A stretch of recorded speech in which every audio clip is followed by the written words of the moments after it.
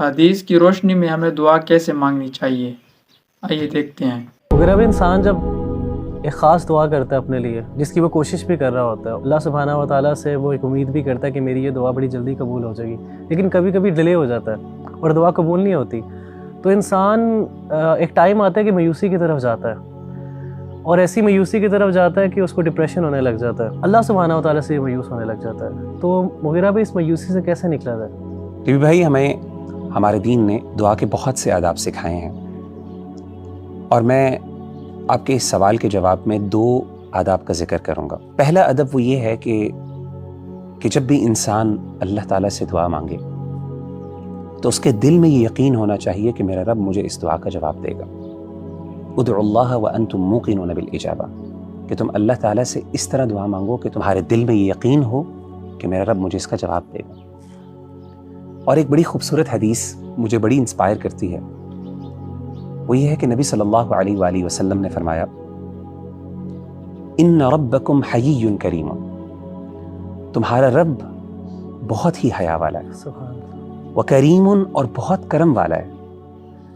یستحیی، اس کو شرم آتی ہے، اس کو حیا آتی ہے، اذا رفع الرجل یدیہ، کہ جب ایک بندہ اپنے ہاتھوں کو اس کی بارگاہ میں اٹھاتا ہے، ان یردہما صفرا، کہ ان کو وہ خالی لٹا دے۔ دوسرا ادب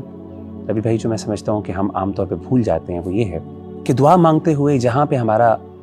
بھرپور یقین ہونا چاہیے کہ ہمارا رب جواب دے گا، وہاں پر ہمیں اللہ تعالیٰ سے حسن ظن بھی ہونا چاہیے۔ یعنی دعا کو بغیر حسن ظن کے مانگنا، یہ دعا جو ہے رائے گاں ہو جاتی ہے۔ یہ حسن ظن کا مطلب کیا ہے؟ یعنی اللہ کے بارے میں حسن ظن رکھنا، اس کا مطلب کیا؟ میں آپ کو سیدنا زکریا علیہ السلام کی مثال قرآن مجید سے دیتا ہوں۔ سورہ مریم کے اندر اللہ تعالیٰ نے حضرت زکریا علیہ السلام کی دعا مانگنے کی ایک پوری منظر کشی کی ہے، بڑے خوبصورت الفاظ ہیں۔ اللہ تعالیٰ فرماتے ہیں، قال رب انی وہن العظم منی واشتعل الرأس شیبا۔ حضرت زکریا کہتے ہیں کہ اے میرے رب، میری ہڈیاں کمزور ہو گئیں، واشتعل الرأس شیبا، اور میرے بال سفید ہو گئے۔ میں آسان الفاظ میں پیرافریز کر کے بیان کر رہا ہوں۔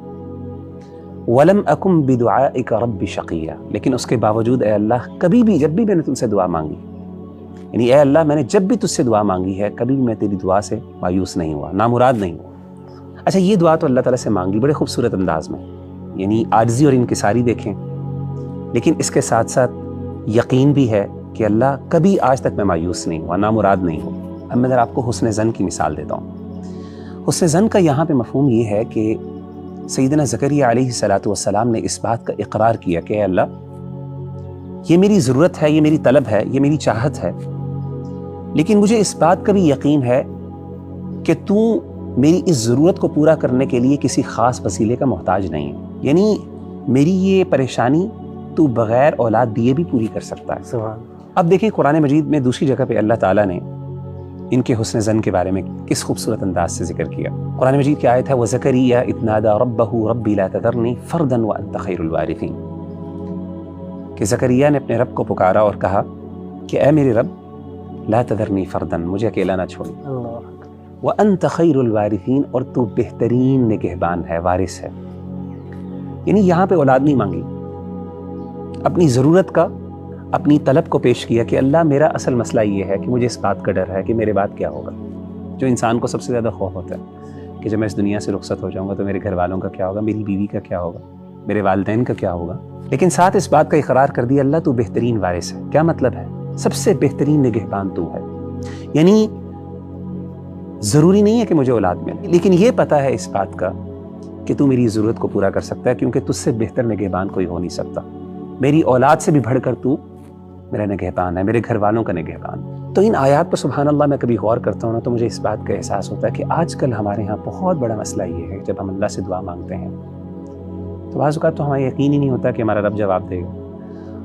اور بالفرض اگر یقین ہو بھی جائے تو اس کے باوجود بعض اوقات ہم اللہ کے بارے میں حسن ظن نہیں رکھ پاتے۔ ہم سمجھتے ہیں کہ شاید میرا مسئلہ تبھی حل ہو سکتا ہے جب یہ خاص چیز مجھے مل جائے۔ ہمارے انبیاء نے اور ہمارے جو رسول تھے، انہوں نے اپنی زندگی سے اس بات کو واضح کیا کہ اللہ ان چیزوں کا محتاج نہیں ہے۔